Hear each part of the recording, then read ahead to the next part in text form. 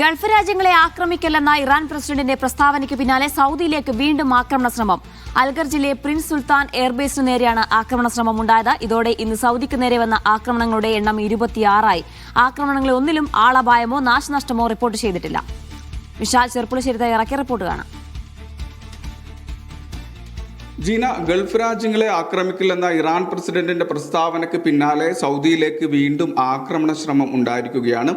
റിയാദിലെ അൽഖർജിലെ US സൈനിക ആസ്ഥാനത്തിന് നേരെയാണ് വീണ്ടും ആക്രമണ ശ്രമം ഉണ്ടായത്.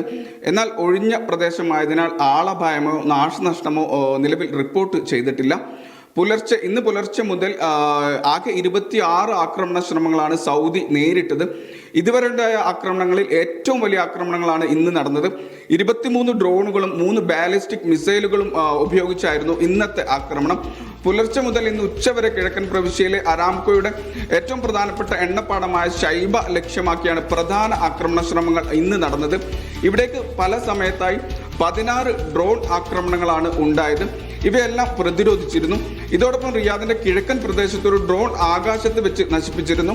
അൽഖർജിലെ പ്രിൻസ് സുൽത്താൻ എയർബേസിലേക്ക് ലക്ഷ്യമിട്ടാണ് 3 ബാലിസ്റ്റിക് മിസൈലുകളും അതോടൊപ്പം ഡ്രോണുകളും വന്നത്.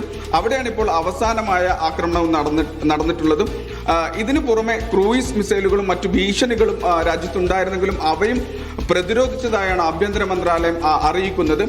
ആക്രമണങ്ങളിലൊന്നും ഇതുവരെ പരിക്കുകളോ കാര്യമായ നാശനഷ്ടമോ റിപ്പോർട്ട് ചെയ്തിട്ടില്ല.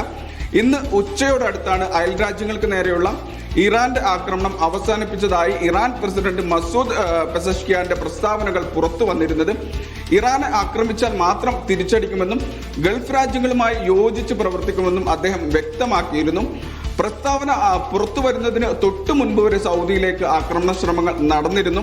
ഇപ്പോൾ അതിനുശേഷവും ആക്രമണ ശ്രമം ഉണ്ടായിരിക്കുകയാണ്. ആക്രമണങ്ങളിൽ പലതും ഇറാൻ അനുകൂല സംഘടനകളായ ഹിസ്ബുള്ള, ഹൂത്തികൾ തുടങ്ങിയവരിൽ നിന്നാണോ എന്ന് സംശയിക്കേണ്ട ഒരു സാഹചര്യവും നിലവിൽ സൗദിയിൽ നിലനിൽക്കുന്നുണ്ട്. കഴിഞ്ഞ ദിവസത്തെ ഏതാനും ആക്രമണ ശ്രമങ്ങൾ ഇറാൻ നിഷേധിച്ചിട്ടുണ്ട്.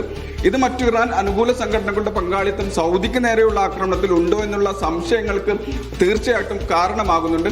എന്തായാലും നിലവിൽ സൗദി ശാന്തമാണ്. മസൂദിന്റെ പ്രസ്താവനയ്ക്ക് ശേഷം ഒരു ആക്രമണ ശ്രമം കൂടി ഉണ്ടായിട്ടുണ്ട്.